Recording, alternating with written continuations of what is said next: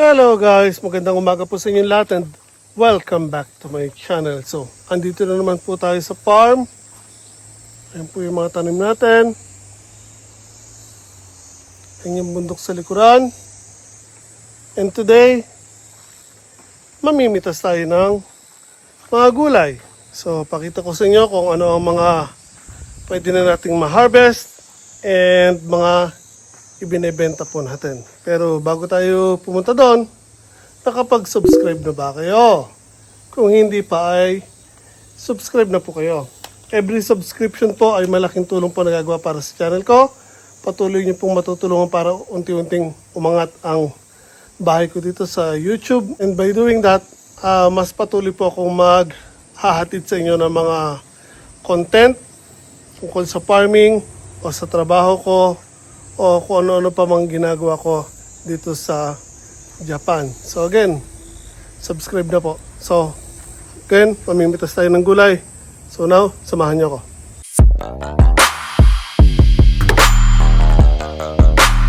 Okay guys, ito may dala tayong basket, gunting, and ang una natin pipitasin ay ampalaya. Kasi ang dami na naman pong ampalaya na pitasin na. Actually, kahapon pumitas na rin ako ilang piraso. And today, may pipitasin na naman tayo kasi mas maraming pitasin ngayon kesa kahapon. Kahapon, ilang piraso lang ang pinitas ko.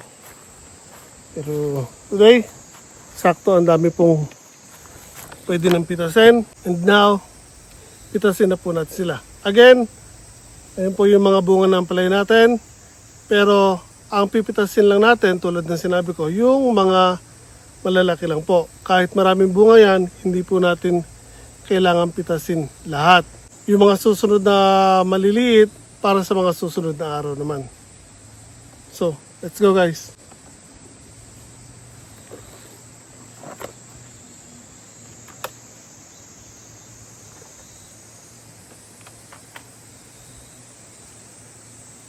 About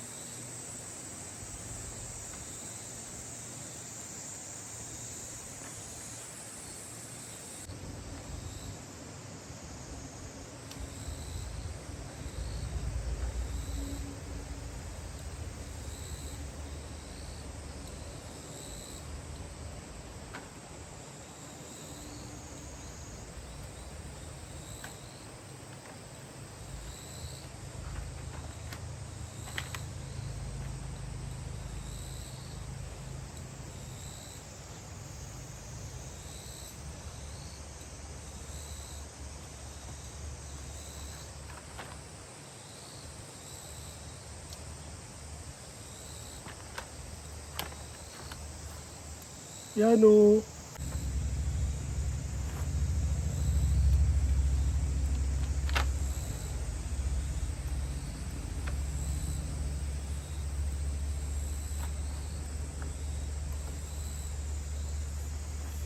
So yung mga maliliit na deform, tsaka yung mga matataba na maliliit, pipitasin na rin natin.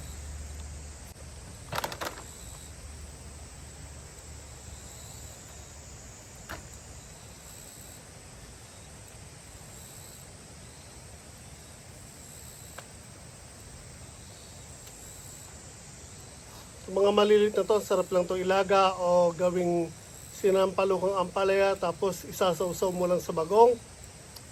Ikaw! Panalo guys.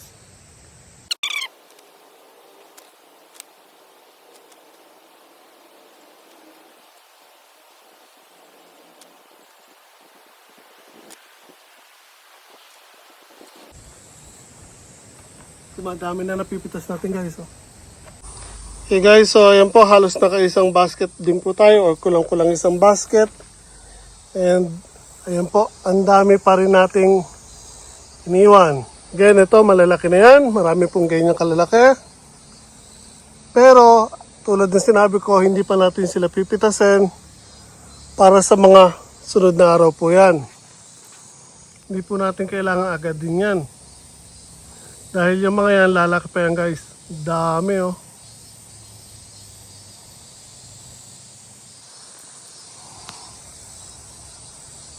So again, Ayan po yung mga napitas natin. Lalaki. Meron din tayong kinuha ng mga maliliit na matataba dahil hindi na lalaki yung mga yan. Pitasin na rin po natin. So, lipat naman tayo sa iba guys. Okay guys, so lipat lang muna natin itong ampalaya. Ang lalagyan. Para itong gamitin ulit natin habang namimitas tayo ng iba pang mga gulay. Ang gaganda nito, ang haba oh. Ganyan, meron din tayo mga maiikse. Sakto yun sa mga pakbet. Kaya kahit nilaga lang guys, panalo yan. Yan, biglang tumunog yung tiyan ko guys, nagutom agad. Nabi ko lang na pakbet at nilaga. Imagine ko agad yung sinasawsaw mo lang sa bagoong. Bigla ako nagutom. So again, na yun yung ampalaya. Naupitas naman tayo ng iba. Okay guys, so ang sunod naman natin ay talong. Mas malalaki kasi itong talong, mabibigat. Kaya unahin natin pitasin yung mga talong. Hindi ko na kayo isasama doon sa loob. Pitasin ko na lang sila tapos pakita ko na lang sa inyo, malayuan. Ayan guys, pitas lang po ako. Hindi ko na kayo isasama sa loob ng talungan kasi masyadong masikip. And hirapan lang tayo magpwesto ng camera kaya samahan niyo ako.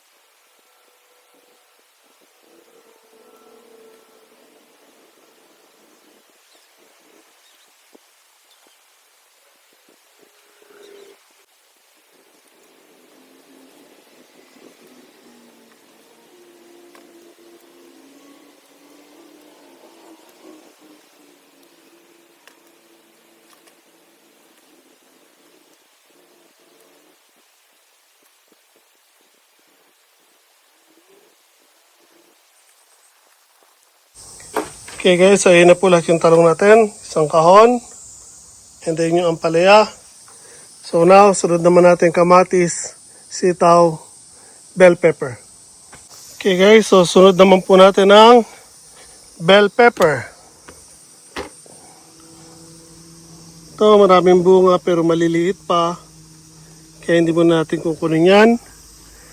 Dito, babawas tayo. So, alisin natin to isang malaki. Siya na hawak ko sa isang kamay ko yung phone. Kaya, ilalaglag lang natin yung mga bell pepper. Ito, bawas tayo ng isa.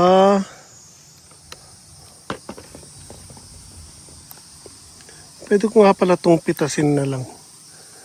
Huwag lang sila mababali. Minsan kasi nababali. Dalawa. So ganyan, medyo magugulang lang kukunin natin guys. Ito medyo naluluto na sa init. Ganun katindi ang init dito. Mas maganda actually ito sa loob ng greenhouse o kaya maglalagay kayo ng parang lona or net sa taas. Medyo matrabaho lang pero mapoprotektahan niyo yung mga gulay niya sa sobrang init.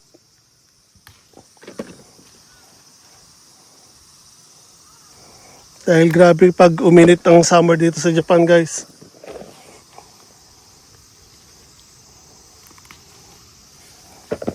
So again, bawas lang tayo ng medyo malalaki. May mga dumi yung bell pepper ko kasi again, nagtabas ako kanina. Kaya yung mga lupa nagtalsikan.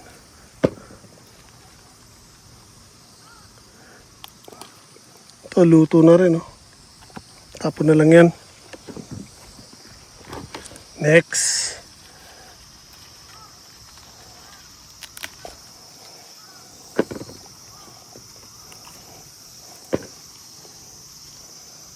So, ilang beses na rin ako actually nakapitas dito, guys.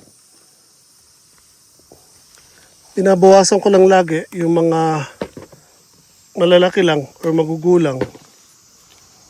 Hindi rin kasi ganun ka lakas magbenta ng bell pepper dito, kaya ayan, bibihira makabenta. Ito naman, red paprika, guys.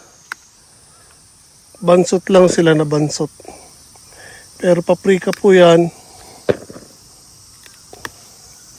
Kunin na natin yung malalaki.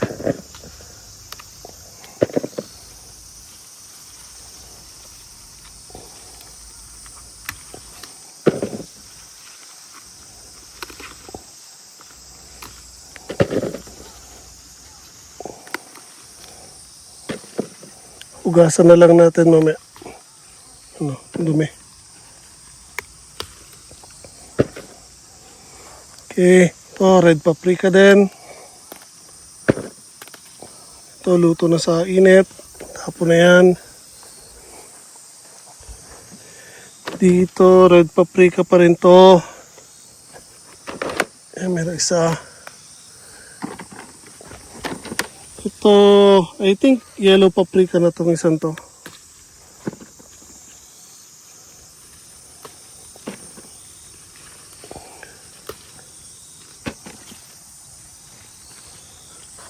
Okay, next one. Ito. Ay, yan. Yan nga ba sinasabi ko na bali? Yellow paprika.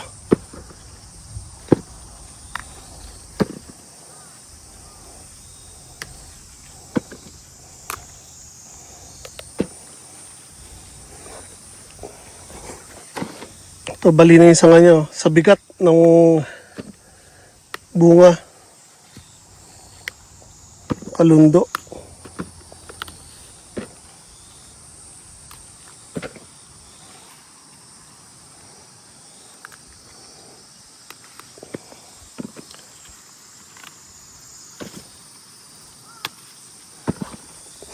Pa isa, ito bali na yata to. Bali na nga.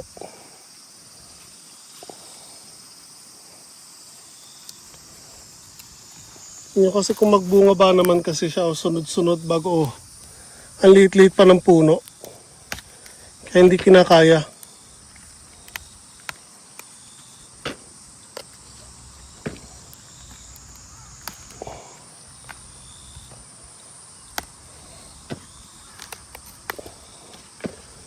Walisin natin yung mga bunga para gumaang ng konti yung pakiramdam niya. Hindi siya persado. Okay. So next, ito mga sili na to. Siling pinares ko, hindi ko pa kailangan. So ito muna. Gasa natin to, guys. Okay guys, talong, bell pepper at paprika, ampalaya. Kamatis naman sunod. Okay guys, ito. Pitas naman tayo ng kamatis. Ito yung golden tomatoes ko.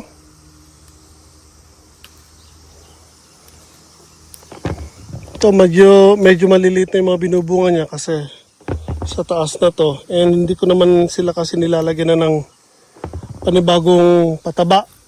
Hinahayaan ko na sila dahil pinapatapos ko na lang actually ang mga bunga nila and tatabasin na natin sila or tatabasin na natin sila. Kasi nga again, kailangan natin gamitin tong garden.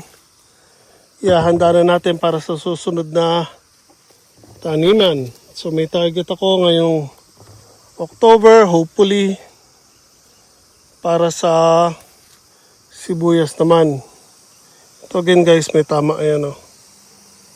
So kahit magandang tingnan yan, pero may tama dito, tapon na lang natin yan. Doon sa labas. So pagka mga ganun ng kamatis, huwag na natin ibebenta guys. Huwag na tayo maghahangad ng konting barya tapos ikasisira naman natin. Huwag na lang. Hanggat maaari, yung mga ibenta natin sa mga customers natin ay yung magaganda lang na produce natin or produce natin.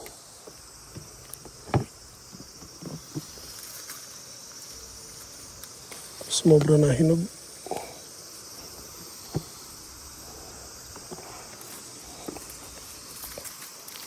So kung makikita nyo, kinukuha ko na rin yung medyo green pa. Sa bahay na natin sila pahihinugin. Kasi nga, any moment, maaaring tabasin ko na yung mga kamatis natin. Kasi dami ko pang kailangan gawin. So once na makita natin na halos napitas na natin yung mga malalaking bunga, lilinisin na natin yan pati mga pagapangan. Para lagay na tayo ng pataba sa lupa.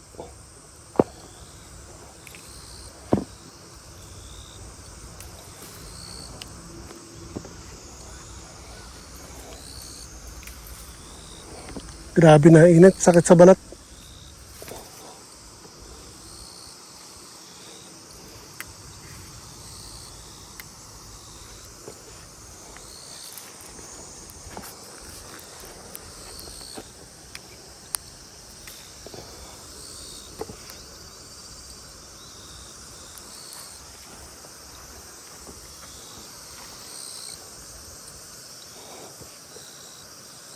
So yung pa nga palang isang dahilan guys kung bakit hindi ko na inayos yung balag niya na natumba. Una kasi yan mga nabali na sa sobrang bigat, humapay na sila. Pero dahil nga again na kailangan na rin natin tabasin sila, hindi ko na po inayos yung balag ng mga kamatis natin.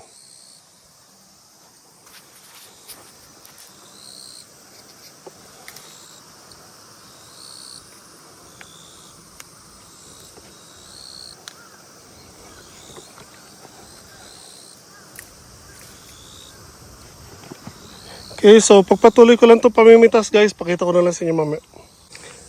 So yan guys, halos kalahating basket man na mahigit. Dito pa lang sa hanay na to, ang dami ng mini tomato. Oh. Hindi pa tayo nangunguha dito sa side na to. Ay, grabe ang init guys. Okay guys, ayun na po yung mga kamatis natin. Again, yung kalahati mahigit niya mini tomatoes, bago yung golden tomato, tsaka apple tomato, yung malalaki na kulay pula. And mula dito, yung mga Italian tomatoes. Ayan po. So, kinuha ko na rin yung pahinog pa lang para sa bahay na pahihinugin yung iba. Kaya guys, ang sarap po nito. Sarap nitong papakin lang. Ang kapal po ng laman nito. And as is nyo lang kakainin, ang sarap po. So now, pagod. Pitas naman tayo ng sitaw guys. Okay guys, so ito na yung sitaw natin. Dahil may order tayo ng sitaw, pitas tayo. So, actually kahapon, ang dami ko rin napitas na sitaw. And kinulang pa po iyon. Ubus din yung kagabi lang. Kagabi pa lang, ubus na agad yun. Pina-order na namin. So, meron pa ring additional na orders. Kaya, eto pitas ulit tayo. And again, ayan guys, nag-iwan ako ng mga gagawin natin binhe.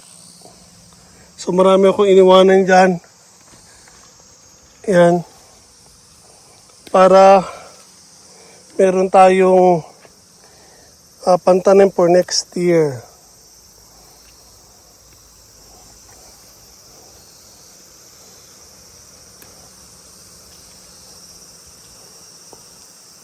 Ang hirap mamitas guys. Saglit lang palit nga tayo. Kanan kasi ako eh. Ang hirap mamitas ng sitaw gamit ang kaliwang kamay. Pero mas mahirap mamitas pag may hawak ang cellphone sa isang kamay. Kaya lang,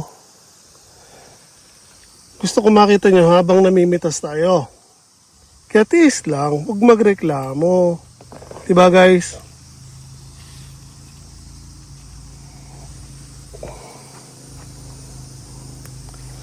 Wala, mahirap mamitas guys, kaya pitas muna ako, pakita ko na lang sa inyo kapag nakapitas na. Okay guys, so ito na po yung napitas nating sitaw.